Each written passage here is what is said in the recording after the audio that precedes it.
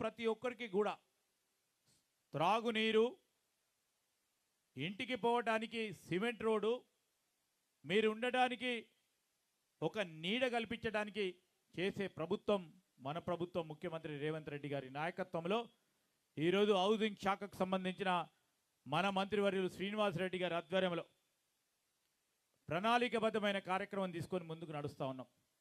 మా మిత్రులు ఎవరైతే ఉన్నారో నేను ఇంత పూర్వకం కూడా చెప్పిన, ఎవరైతే విజయ రమణారావు గారిని కష్టించి గెలిపించారో, ఊరూరికి పోయి తిరిగినరో, పేదవాడికి ఇల్లు ఇప్పిస్తాం, మా విజయ రమణారావుని గెలిపియాలి, కాంగ్రెస్ పార్టీని గెలిపియాలని ముందుకు నిలబడి గెలిపించారో వారు కొద్దిగా ఓపికగా ఉండి మొదటగా పేదవాడిని గుర్తించి వారికి ఇందిరమ్మ కమిటీ కలెక్టర్ గారి దృష్టికి, ఎమ్మెల్యే గారి దృష్టికి తీసుకొచ్చి తదుపరి మనకి ఇల్లు లేకుంటే వారికి ఇచ్చే కార్యక్రమం, కార్యాచరణ చేపట్టాలని మా సోదరులందరినీ కూడా కోరుతా ఉన్నా.